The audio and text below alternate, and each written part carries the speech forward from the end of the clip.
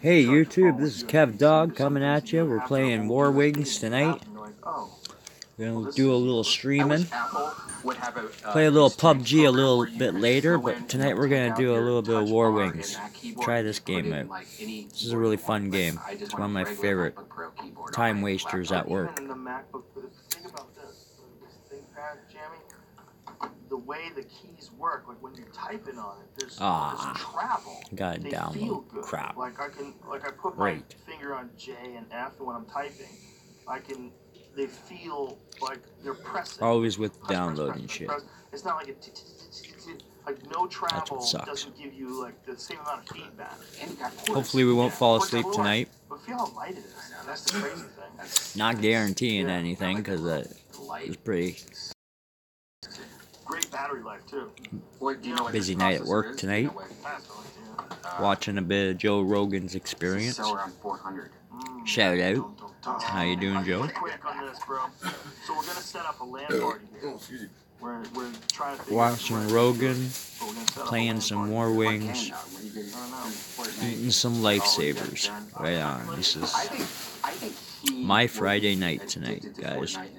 Underground more than anyone you know. I think I have a limited amount Not too much of a loser. So we go right back to Quake. Yeah, but it's like if you like Quake, you'll love this. But dude, this Quake Champions game, this Quake Online game looks so crazy good. And the fact that it's all web-based now. Come on, son. Wanna waste some time? Come on over, man. Plug some people up. Bring some people into a room. You would be a championship gamer. No, I wouldn't. If you got into it. No, I mean, if you got into it, you would be like one of the top gamers. You'd be the I think we're done downloading shit. I'm not quite autistic I enough. think we're done downloading. No, he's a badass. I don't know who he is. Ninja? Is he the top guy? When you say he's the top guy, he's one of my favorites to watch. He got great on. I think, honestly, that video games are at high levels, especially like Quake, it's deceptively intellectually challenging. Like when you have these, they would do a lot of these one-on-one death matches, and they would be in a room, and they would both spawn at the same time. Then you have to run. You have to have knowledge of the map. And you also have to have knowledge of when certain items are going to respawn. If you steal a rocket launcher, another rocket launcher will respawn in like, I forget how many seconds, 30 seconds. So they would run the map, shoot the guy, collect the extra rocket launcher before he can keep him unarmed and keep killing over and over again. And after you kill a certain amount of time, the game's over. And the guys who are really good at that, they're just really smart. They're really smart and really fast twitch, super tuned into the game, just like locked in, and they would study those maps. And then they also study like movement. They would do crazy shit like rocket jump onto people and do things like that, like get to areas of the map just because they understood how to hop. They could do it in a way that other people don't know how to do it. The guy Ninja was talking about is what you're describing. So in the game Fortnite, you have to build these crazy. Is it Fortnite? Yeah, you find maps with the materials and you build forts. So it becomes these one-on-one matches. What happened? Where you have to like literally build the damage, gain advantage. Why is it British flying? He's gaining the materials, so you're mining. Oh. And then it becomes what you're talking about. You have to like either you have only a couple guns you can choose from. So how did this build this bridge here? So he's doing it that fast. He knows there's a guy over there he's going to attack right now.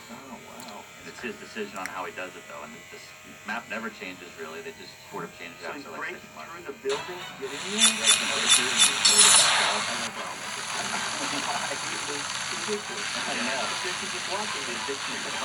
This game has got some crazy colors. Team deathmatch. Alright, there we go. And it's weird that grown adults just falling in love with this code.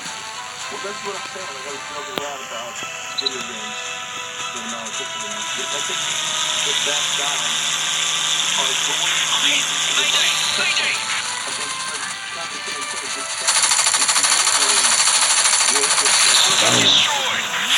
Dead, son.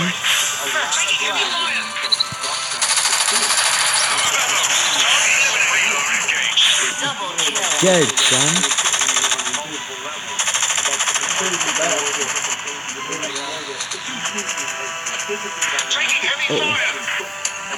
I'm shooting now. Somebody cover my six. dead, son. Killing spree. Somebody cover my 6.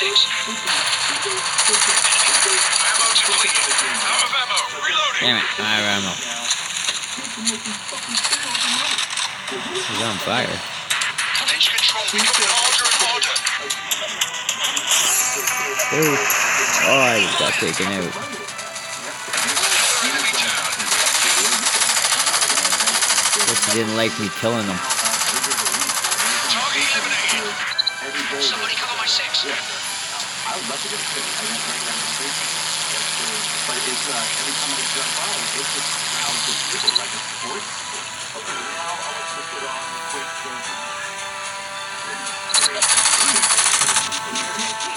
Somebody cover my 6.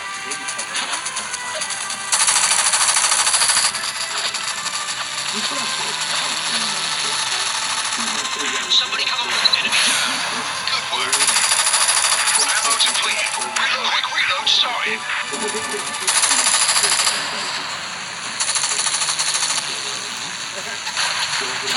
Taking heavy fire. I'm hit. Mayday. Mayday.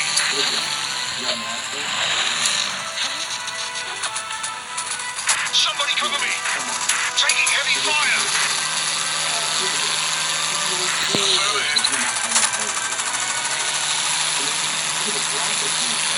Somebody rain on fire.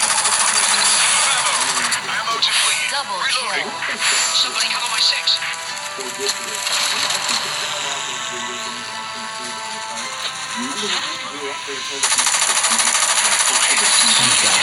Killing spree.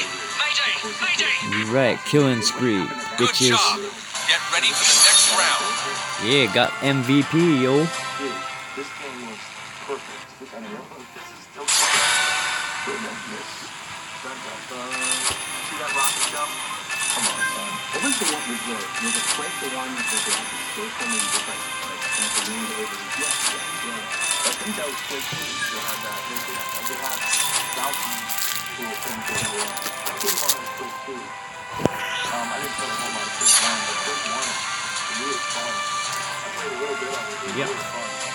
Quake 1 was these like kind of blocky looking dudes with like helmets on running around shooting each other. But it was like real fast paced. Like unrealistically fast paced. Like it wasn't like this one of the things that some people like There we go. about what was that Half-Life game that people would play based off of Half-Life and it was like a Army game? Counter-Strike. Yeah, more popular. yeah, people loved that. One of the things they loved about it was that it had more realistic physics. How many times on your phone rings you take a picture of the screen? Oh, how many times? How many of your photos are screenshots? Unnecessary screenshots over amount. Yeah, a lot of them. What was I just saying? Oh, Yeah. so if you go to Quake 1, what is this game you want? Oh, it's a new Counter-Strike? These graphics. Honestly, I'm pretty sure it's still the same level as back in. Really? Really? They just don't. Why not? Better. This looks incredible. Oh my god, this looks good. Yeah, give you guys computers. Oh, so this guy headshotted dead way over the night trying to find a gun. Okay, go to Quake 1. What's that? Oh, this is the guy playing on Twitch? Oh, wow. They have a Quake 1 game live now? Oh, yeah. Oh, that's crazy. Anything, if you're curious about a new game, you just go to Quake 1. This looks like a dude waiting for someone to play. I don't sleep watching a girl play some boring ass game. Look at it's like there's people out there that are still into this. This is how crazy Quake 1 was. The graphics didn't even matter. Because the game was all dark and moody, and the gameplay was so fun that a lot of people even stayed with it after Quake 2. And then Quake 3 became like sort of fast paced like that. You can find videos of it playing it. One versus updated graphics. Yeah. It was super blocky. What was the game that there was a mod? It was a mod, but you're in the bathroom, like, and you're hiding in toilets and on toilet paper rolls. I feel like I've already asked this Oh, question. yeah. I know what you're talking about. There was, I think there was Rocket Arena. There was like a Rocket Arena map where you could play Quake in the bathroom. Favorite. I said favorite. There was a bunch of maps that people would create. You know, they would get a map making software. Team deathmatch. You could play a map, and guys were always doing it. It was a really common thing. It was a go everywhere. Remember? You needed like, oh, it was a go everywhere. What's that? Yeah. Taking heavy fire. Somebody cover my six. First blood. Somebody cover my six.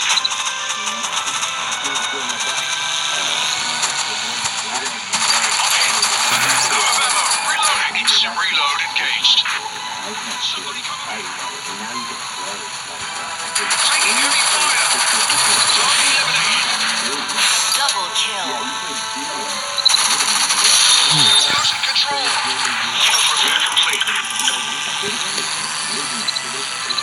Fuck. Target destroyed. Ammo depleted. Reloading.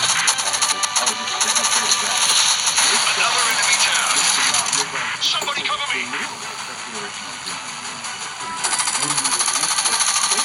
I'm hit. Mayday. Mayday. Good work. Killing spree. Taking heavy fire. Out of ammo. Somebody cover my six. Quick reload started. Mega kill. Enemy down. Good work. I'm hit. Mayday. Mayday. Elevator damaged. Emergency repair complete.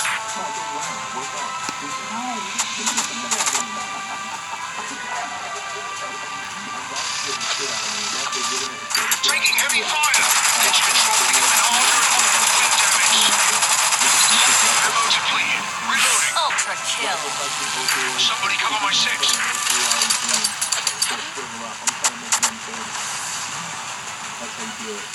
Target destroyed.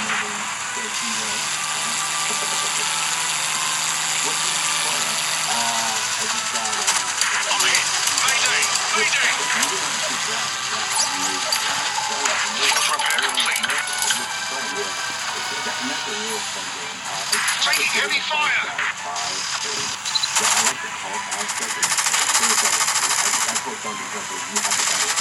Taking heavy fire. Out of ammo. Reloading. Instant reload engaged. Somebody cover me. Somebody cover my six. Ammo depleted. Out of ammo. Reloading. Mission accomplished. Well, we won. Good job, everyone. Didn't get MVP, but we won. Came in second. Yeah. I'm pretty good at this game. It's going crazy. It's going crazy. Oh my god, no. Who was that? Oh no, all the way to the beginning. I want to see how it's going up.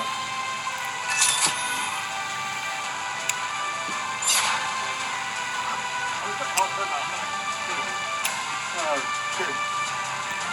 What's she doing? He's trying to. No. There you go.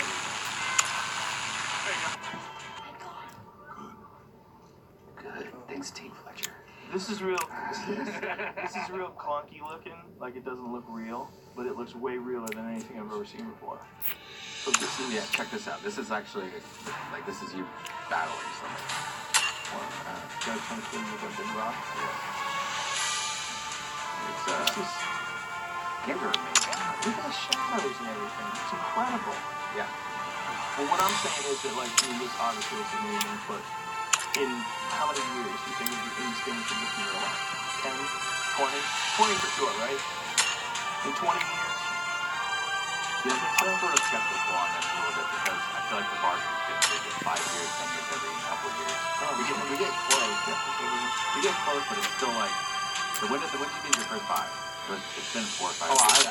I've had the Oculus Rift since beta testing, so always had it. And they just had a big VR LA this weekend, and I didn't hear anyone sharing anything that was like mind-blowing experiences that are making everyone go out and spend $2,000 on VR. Well, I think right now what's happening is the infancy of VR in a commercial level. That's what we're seeing. I mean, it's like if you go back to the early days Atari boxes and then compare them to a new Xbox. I mean, I think that's what we're looking at. You're just saying that it's not happening quick. I mean, it's also those It's are already happening. those are gigantic gaps. But like, you can look at it from different perspectives. Like it's still just playing with a remote control on a TV with computer power behind it. And even Yeah, but though the virtual stuff is also sometimes connected to those three-dimensional, what are those things? How do we call them? They don't call it treadmill. What do they call them? Yes. Yeah, that's it. You see that thing? Yeah. Hmm? You're strapped into the center of this thing and it moves the rest. You can walk through these 3D environments. But you know, But I was gonna say, just 20 years ago, what kind of bullshit ass graphics were we looking at? And now look at what we're looking at now. These 20 years from now, they'll probably have it like at the very least if you like watching Moana or something. I still feel like it'll still feel super fake. We'll still know that this is still a fake world. It's not going to ever feel I real. get lost in it pretty. I think it's easy to get lost in it. And nowadays they have big rooms, almost like the size of Chuck E. Cheese, where you rent it out, and so you don't need a treadmill because you're actually going through obstacles that feel real. Like they'll. What if they did it in a way where it's like it's not realistic, but it's real good. Like what if they did Despicable Me? Like you were in Team Despicable Deathmatch. Me. You know the animated movie with what's his name? The fucking bad guy. God damn it!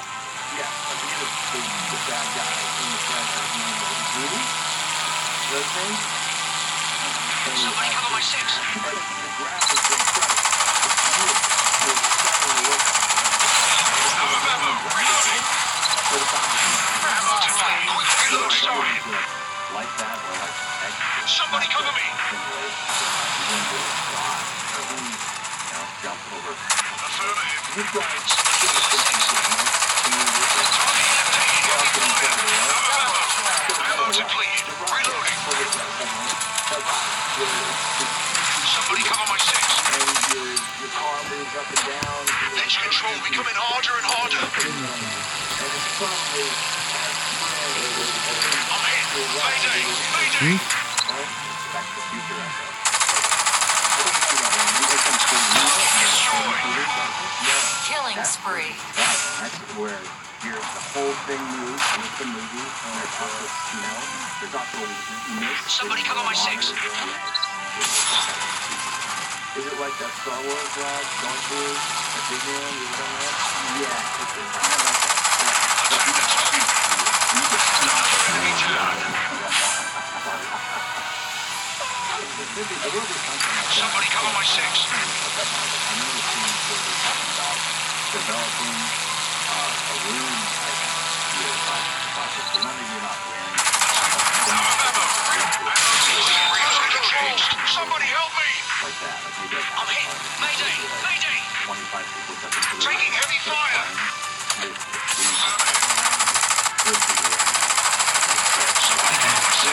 Ammo depleted. Reloading. Attack the target. Target eliminated. I'm hit. Mayday. Elevator damaged. Taking heavy fire. Out of ammo. Reloading. Ammo depleted. Cover my six. Bleeding stopped. Attack the target. I'm hit. Mayday. Mayday. Affirmative. The Wi-Fi signal of the building as you're wearing a lightweight helmet. Like a Taking heavy fire. Somebody cover my six. Have enough battery life, enough juice to just do a 1 hour game or 3 hours. Attack the target. They have VR type experiences. Taking heavy fire. Yeah. What kind of game? Games like Virtual Reality. They have Attack the target. You're running from zombies over I'm hit. Mayday. Mayday. Right. Or Liam from the Mythical One. He was talking about how he brought the thing. where he's being chased by zombies. Taking heavy fire. Enemy down. Good work. What is that? Yeah. Have we talked about this before? I feel like we talked about this. Wow. Somebody cover me. Yeah. Like, I think that's the future. I think the future this is like real football field. Somebody cover And my it's six. like virtual games. Another enemy down. Plane on fire. Feeling much better. Mayday. Wow, Mayday. there is that smoke. We lost the round, but it's not over. Get ready for the next one. I got the MVP, though. Yeah. You lost.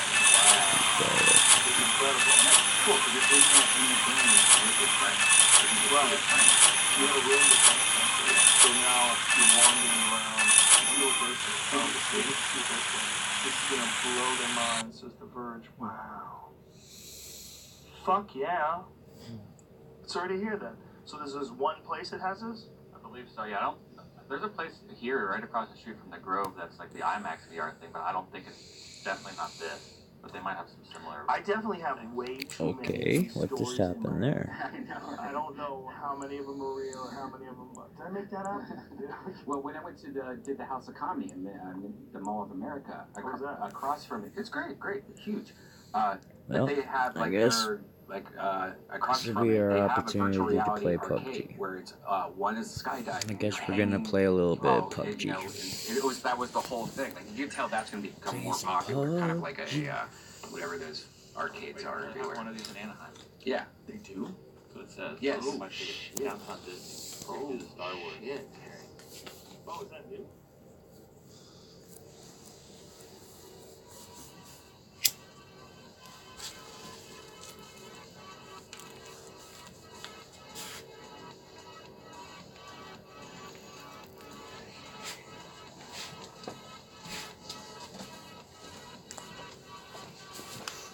Is it this one?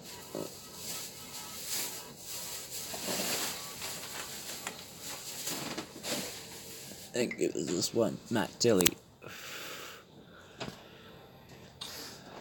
Happy birthday. This is so exciting. I wrapped it myself. Oh, love it.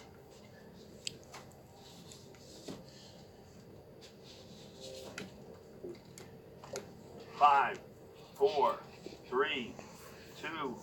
The countdown gives me anxiety. I gotta stop doing the countdown. See, look, I spilled my fucking alpha brain. God damn it. What is alpha brain? It's brain juice. It's like a cognitive supplement. Really? Yeah, you ever fuck with nootropics? You know what nootropics are? No, do you have an extra one? Can I try? Sure, for sure. The nootropics are essentially the building blocks for human neurotransmitters. They improve not too radically. Not like, have you ever fucked with modafinil or any of that stuff? No. No? No. Modafinil's like Provigil. It's the fighter pilot. Oh, yeah. Helps keep them I smoke weed. Shit. You have a doctor? Yeah, my wife. Right on there, they're Oh, fucking your wife's a smoking doctor. joints. Oh, yeah. that's I perfect. smoke Everybody weed. all high as fuck. But there was just an article recently Smoking about weed's improving okay. cognitive performance. Yeah. You probably have to bite into that. You got it? Drinking's okay. It's good to meet you, man. Now doing smack on it's a little different. Forever, so thank you. Me And too. smoking meth on it's a little different. I've enjoyed your writing But for sure, and smoking weed's on it. Weed's okay. Smoke weed every day. James got scissors for you. If you don't want to fuck with that. I got it. There we go. So let's talk about what we were just talking about. You wrote a book with a guy about drug dealing, and he was going to come on wearing a mask. Yeah, he wanted to come on wearing a Barack Obama mask. Actually, it's actually really funny. The whole story is really funny. I'm writing this book. I spilled it too. It's called The Business Secrets of Drug Dealing. You can find it at businesssecretsofdrugdealing.com. And I'm serializing it. But basically, somebody I knew for ages, in a completely different capacity, sort of came out to me last year and said, I've been a high-level drug dealer for a long time, basically my whole life, and wanted to tell his story about, sort of the whole progression of his life. What kind of drug? only things that grow out of the ground. Okay. So he started off. This is an African American guy. He started off, believe it or not, selling mushrooms. He sort of grew up half in the projects and half in an upscale suburb. And he, in the upscale suburb, he sold mushrooms, which he basically got through mail order at a time early in the sort of history of the internet when there were some loopholes about things. You get spores, right? Yeah, well, actually, you could get the actual. Really? Yeah, yeah. Wow. So he ends up having this whole career, and he wanted to sort of explain to me what the rules of the game were, and do sort of a book version of the 10 Crack Commandments.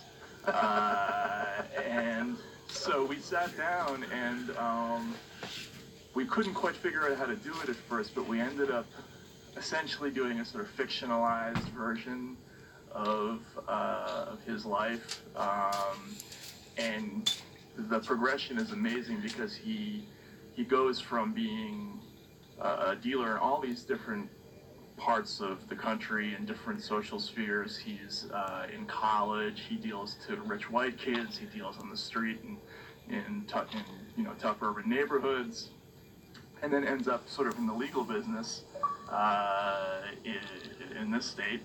As a lawyer? No. Legal marijuana. And so he's describing that world, which is not. There are a lot of misconceptions about it. There are some things about it that are not known terribly well. Like, what do you do when you work, at a farm and your crop tests dirty, with a contaminant. Not everybody just throws it away. A lot of that stuff ends up shipped across country, goes to other markets, and he sort of describes a lot of this. Like, what kind of contaminants would that be? Like fungal or pesticides? like a fungus, something like that. There are labs that basically have to clear, from what I understand, that have to clear each of the crops. And there are situations where, there's a whole bunch of crop and you got workers that have to be paid, and what do you do with it? And the legal market isn't big enough to accommodate all the stuff that's grown, and so there's sort of still, kind of a black market that goes on, and he describes this. And, but even before that, it's just a fascinating book about all the different things that he learned in the course of his career about how to get do the job and not get caught, how to rig a load to drive cross country, how do you do a dummy car. He tells a story about how basically you want 4 cars, you want the guy in the front seat to look like a drug dealer, have a terrible record, drive badly, basically to attract the police, and the third car is the load car. The second car is sort of watching to see if there's cops in either direction, and then the fourth car is basically driving up behind the load car to sort of prevent anybody from seeing the license plate and that sort of thing. And so he just talks about all this stuff, and it's fascinating, and it was a new kind of writing for me because I've never really done anything except straight journalism, and we sort of had to do it in narrative form, and so we're putting it out serially online right now, which is really cool. So you did one of those change the names to protect the innocent? Exactly. Yeah. Or the guilty. Got her. Yeah. Nah. For the most part, based on facts. Yes. The situations were, let's just say, realistic. Right. And his, the observations were that he describes are all, things that he actually learned. The situations were, relatively close to things that actually happened. So, yeah. That's interesting. So that's available now? Yep. Again, it's businesssecretsofdrugdealing.com. It's kind of a new thing. I grew up a huge fan of serialized detective stories. I was a big fan of Dashiell Hammett and Raymond Chandler, and I loved Black Mask magazine, which was the big pulp noir magazine in the 20s and 30s, and I grew up reading all those stories, and it was in the back of my mind always that I wanted to try this and write a book on a deadline. So I'm doing this now. It's basically co-written with this anonymous character who can't appear with me on shows like this anywhere because he's still not captured. And So are there warrants out for this guy? no, he's never been picked up. Never been arrested? Never been arrested. Nope. Wow. Yeah. Sounds like a smart dude. He is a smart dude, and some of his employers would be very surprised to know that he's got a hobby like this. It's funny, I knew him for years and didn't have the faintest clue that this was going on. So Did he keep a job in order to avoid suspicion? So the book is actually structured with all these rules. Each chapter has rules in it. One of his most important rules is always have a job, and it's for a number of reasons. Number one,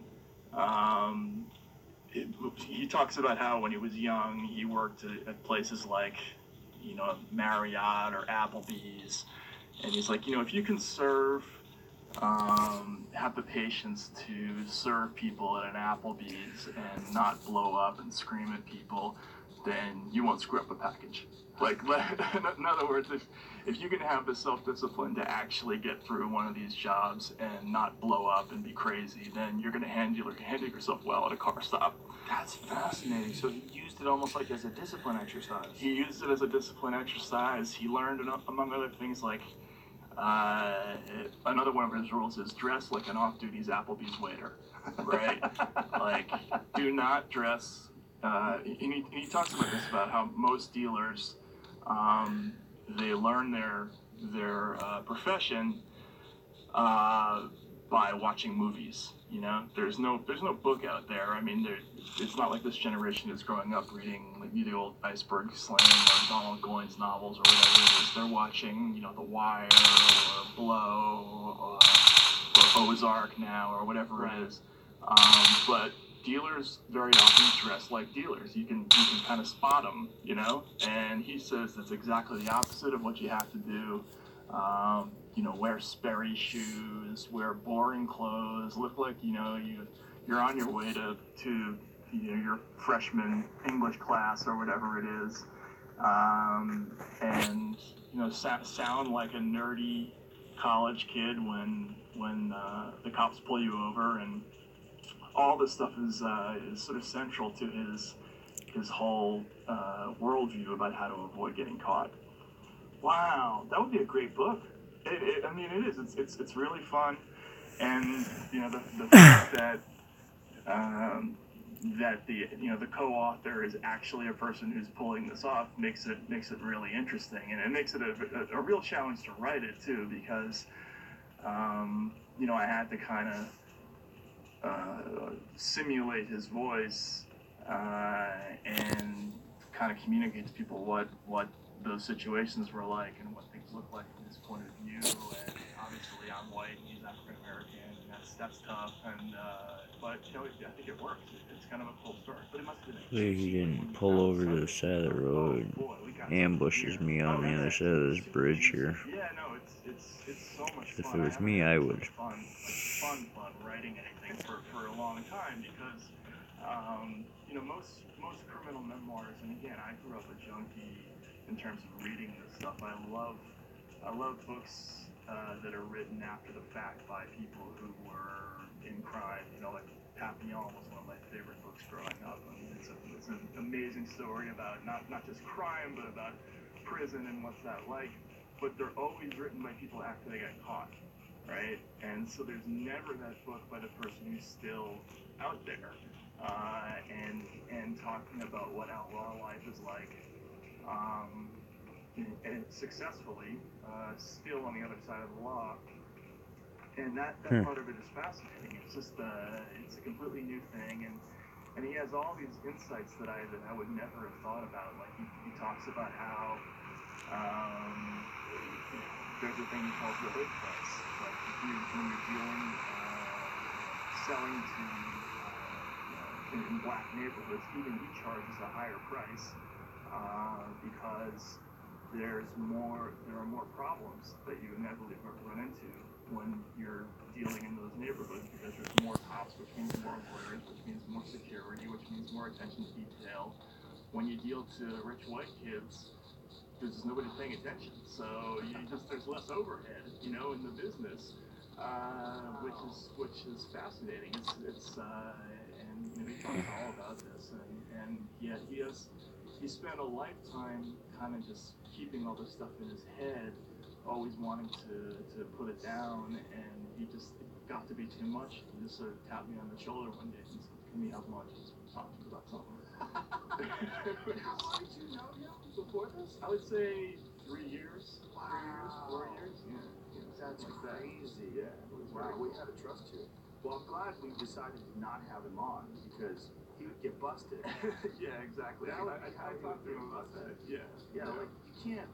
Like, if you were on something and you had a mask on, people go, "That's not how you do it." Right. There'd be somebody. Yeah, Adam. I totally agree with you. Hundreds of those people would go, "That's whatever." Right. It's Mike. It's John. Whatever his name is. They would get it. Even the Unabomber got caught, and he only talked to like 2 people. Especially today with this Jeff Sessions motherfucker, and oh my God, yeah. He's scary. Yeah. Did you see the shit that he was saying now? That they're going to actively separate parents from their children if they catch illegals coming over with their families?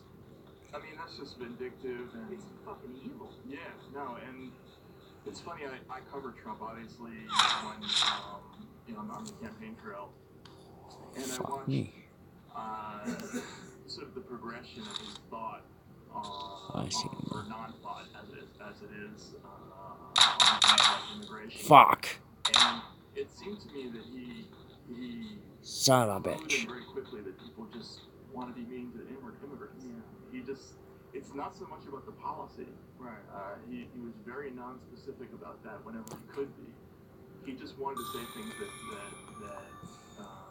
feel vindictive and cruel and nasty, and so doing something to children is just monstrous, But Sessions is a real creep.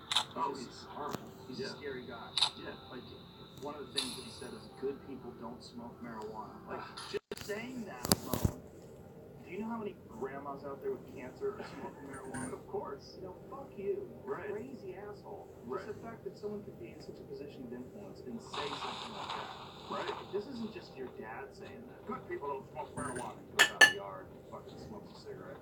This is the Attorney General. Yeah, exactly. It's terrifying. Yeah, and when you take ignorance and then the full weight of the executive branch, especially the anti-drug apparatus, that's a terrible, terrible combination. And it's too bad, because I think even the law enforcement community was kind of coming around on this. No good people smoke marijuana, eh? They don't want to be picking up people for dealing weed. And I talked to, for my last book, about the Eric Garner case, I talked to lots of cops, and they just hate having to do that. Those busts are not fun. Well, the Eric Garner case is very much shows to me. Yeah, exactly. Cigarettes, even dumber. Yeah. And cops having to do that. That's not even misdemeanor in New York. If you gotta drag somebody in for selling a 50-cent cigarette, like, that's not exactly the surfer, though. You know what I mean? Like, cops don't. You don't show them, of course, dreaming of yeah. I mean, that's terrible. Yeah, having that guy in that kind of a position, saying things like, "Good people don't smoke marijuana," or when families come across the border illegally, going to separate the parents from the children. What the fuck is wrong with you? And then you throw in a good dose of Virginia. Right. Yeah, exactly. At least Trump has said that he's not going to support Sessions on going after marijuana. He's going to leave states to take care of it themselves. That's encouraging, but the problem with Donald Trump, and this is something that I didn't clue into until I'd spent a lot of time watching the guy and following him around, is that he can sound like he believes something very deeply, and you can be absolutely convinced that he even logically thinks of things, but he'll have a meeting with somebody, and 5 minutes later he'll have completely the opposite opinion. So I have no confidence that Donald Trump will, anything that he says that it will state his opinion on anything. Yeah. He can be convinced to go to a complete 180 on basically any issue, which is scary. But isn't he, in some ways, the perfect representative of America because of that? Absolutely. He has no attention span, and I talked about this when I was covering him, because people said, oh, what does this billionaire New Yorker have in common with ordinary Americans? He has a lot in common with them. He has exactly the same media habits that they have. He reads the same dumb shit on the internet. He has the same total inability to separate fact from fiction. He's completely credulous when he reads a news item about something that he personally agrees with, and he'll tweet it out. Just like in Believe, test it out, which is like what every other Fuck. does. They get something on Facebook and they immediately share it with all their friends. Well, that and sucked. This is an American thing now. Just the total inability to logically look at things. Yeah, and the short attention span, too. Short attention span, drifting in and out of conversations, not being able to pay attention to memos unless his name is in there. Oh, yeah. Times. Yeah, exactly. People I know. Sounds like America. Right. And it's funny because if you watch Trump's speeches, or actually better yet, if you read Trump's speeches, they would pass out the text of what Trump was supposed to say before his events. And so I'd be sitting there, I'd be looking at the remarks, and they would be cogent from one end to the other. Then he would get up there, and the first line would be like, "Oh, it's so great to be back in Manchester, New Hampshire. I always loved, being here," and that would be right. And then he would veer off, and he would start saying one thing and then the other thing, and his thoughts would drift in all these different directions. And then when you look at the actual transcript of what Donald Trump had said, he not only wasn't completing thoughts, he wasn't completing sentences. He talks in these sort of strange fragments, and he'll drift from one idea to another, and they won't have any logical connection to each other. And people still responded to it, which tells you something both about him and about his audience, right? Because they're on the same weird, mental wavelength where just sort of disconnected bits of emotion. I think this will be my last game. I'm kind of tired. I think I'm gonna fall asleep here in about a few minutes. So we're gonna make this the last game for my stream here. Right? Just a short stream, I guess.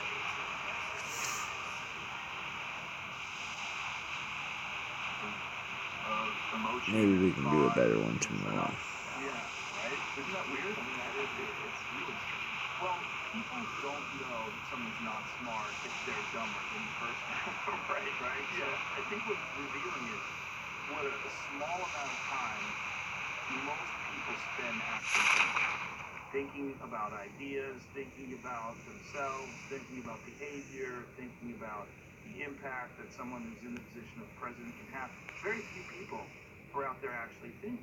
Yeah, I mean, relatively, a pretty large number overall, but very few in terms of percentages. In terms of the people you can reach and the people that will show up at his press rallies, that's a big thing too, right? I mean, who the fuck is going to go to a campaign speech for anybody unless you're a journalist? Well, that's interesting because I've been to a million campaign rallies, right?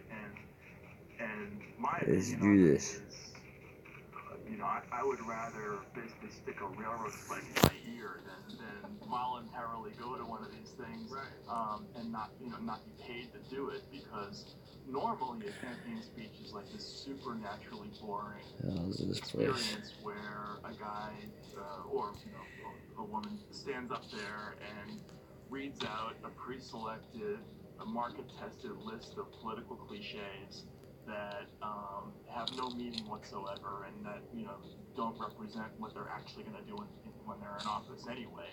And if you have to listen to that 40 or 50 times in a row, which is what happens when you're covering campaigns, like you want to kill yourself. So why anyone would go voluntarily to see that as entertainment is sort of beyond me. But that happened in 2015 and 2016. Trump's events were a little different. They were a little bit, and I think he got a little bit of this from his WWE experience. Like, he turned them into these kind of menacing, weird audience participation things where he would have the audience turn on the press and shout at us and throw things, and we because we're always standing up on those risers and we have ropes around us, we look like zoo animals or something, and we were the representatives of the hated elite, and he turned it into this sort of like physical, menacing, intimate thing, and people would come from all over. They'd come from down in the hills, and drive 50 miles to see the spectacle. It was fascinating to watch, but kind of terrifying. Shit. Well, the people that are going to those things. There we go. Boy, that is an odd group of humans that have decided this is how you're going to spend your day. You're going to go and watch this guy rabble about fake news. Here we go. Right. He's going to ramble about this. Your fake news, according to CNN. Your fake news. Got him. Oh, yeah. Yeah, fake news, CNN's terrible ratings. And people like, yes, they wave the flag. Keep going. Say things that make me feel good. Say things that excite me. Absolutely. And yeah, look at these bloodsuckers. That was a line that he used to pull out a lot. Look at these bloodsuckers. These people reporting information. Yeah, we'd be sitting there and a whole bunch of reporters, and we're a bunch of geeks in Arrow shirts, and we got pads, and we're surrounded by, in some cases 15,000 people who, are kind of turning in our direction, and, in a couple of cases it was definitely up in the air whether this was going to turn ugly, and in a few places it did turn ugly, but he was very clued in. The one thing I will say about Trump is that he has a keen instinct for audience. He knows where they are. He knows what their mood is. He knows what he has to do to get them, to wake them up, to stir them up. You can tell when he's doing it. And that is one talent that he does have. But it's a negative talent. But usually, certainly. Yeah, absolutely. How much attention do you draw to his use of diet pills? Have you been following that at all? No, that's fascinating. What, is he using a lot of diet pills? No. I'm so glad we talked to that type. This is great. What was the reporter, was it Washington Post that first talked about it? They found the Duane Reade Pharmacy, where he was first prescribed diet pills by this doctor who described it for a non-existent condition, like a metabolic deficiency or some shit like that. Metabolic disorder, I think he called it. And it allowed him to prescribe, and this guy was like a known prescriber of these things. Like a Dr. Feelgood type. One of them guys. Yeah. Go to him, he's got it. He's got you covered. Yeah. Metabolic disorder. There you go, man. You're gonna feel peppy all day. And he's supposed to be on these for a very short amount of time. He's on them for a long period of time.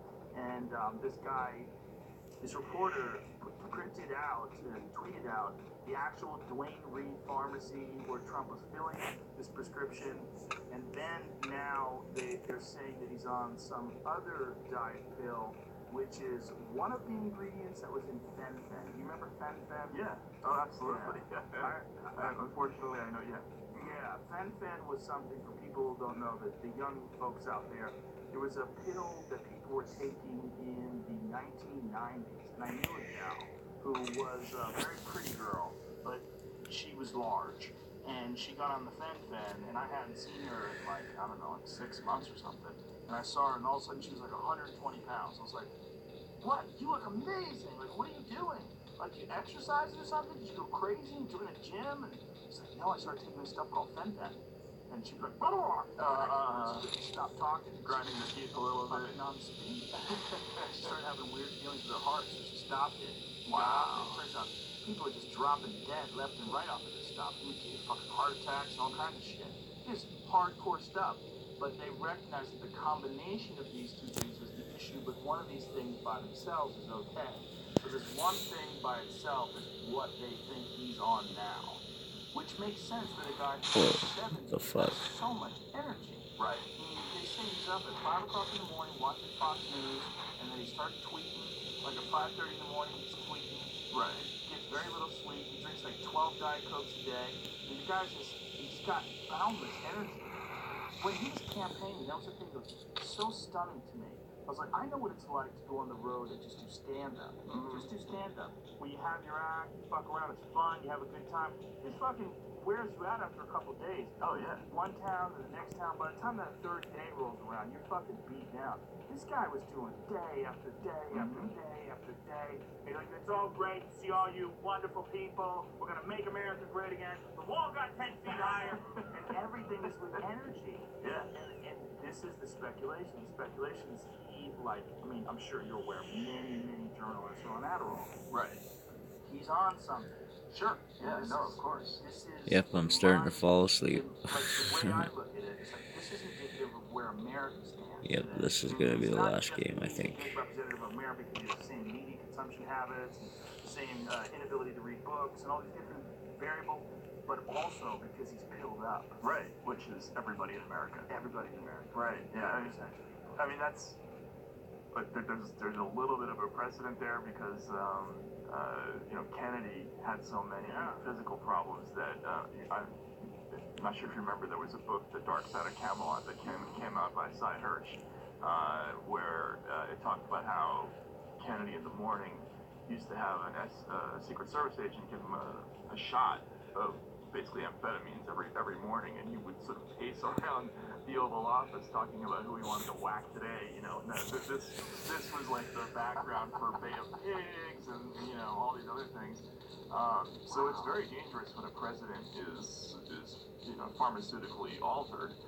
When a person who is if he's on speed and he's tweeting threats to a nuclear power, that would be a very ironic and but terrible way for all of us to end. Did you find the tweet? Look, it was hard to find the first time. I know who wrote it, but I can't find it. You gotta save that and put it in your favorites because we talked about it so many times. You gotta figure out a way to save that and put it in a bookmark because it was he had the Duane Reade pharmacy, and then there's a speculation about what the most recent stuff is that it's on, which is again one ingredient in Fen-Phen. But one of the things that they were saying is that when you look at the side effects of this stuff, one of the side effects is delusional perception of end reality, the stream here. delusions of grandeur, or aggression, impulsiveness, like all these things that we associate with Donald Trump. Like we don't even know who he is. We know who he is pilled up. This guy's right. Right. Which is fucking fascinating. Right. That we might be dealing with essentially a pharmaceutical intervention into not just American lives in terms of individuals, but in terms of the way policy is driven, and the way the country moves forward. It might literally be pharmaceutically enhanced. That's very Philip K. Dick, but it could easily be true, right? It could easily be true. It all seems true. Right. It seems like I'm not saying anything that's outlandish. First of all, we're talking about something that's real. These pills are real. We're talking about something that's widely consumed. Everybody knows this. And we're talking about a guy who has an extraordinary amount of energy for someone who doesn't work. Right. Work out, rather. Doesn't eat healthy. Right. And where's he getting all this energy? Yeah, no, I mean, I remember talking about this with some of the other reporters because, as you say, the campaign trail is incredibly grueling. There's a reason why some candidates can't do it, or they opt to do lots of legacy media appearances or ad buys. They travel less and appear more. The people who tend to succeed are the ones who can do 3 or 4 appearances a day, fly to 3 different cities a day, and most of those people are either health freaks, people who are in good physical condition. Obama was definitely one of those people who had to have a run at some point, or else he couldn't do that schedule. But Donald Trump, shit. It's kind of a mystery. There it is. Fun fact: in 1982, Trump started taking amphetamine derivatives, abused them. Only supposed to take 2 for 25 days. Stayed on for 8 years. Really. And this is Kurt Eichmold. Right. White House admitted it to me. said only Well, a short YouTube, time or diet in quotes when he was not overweight. peace I out. countered with medical This records Kev that cut Dog me saying off. good night. Legal misreading Have a the good drug one. was Sleep tight. diethylpropion, 75 milligrams a day. Bye. Prescription filled at Dwayne Reed on 57.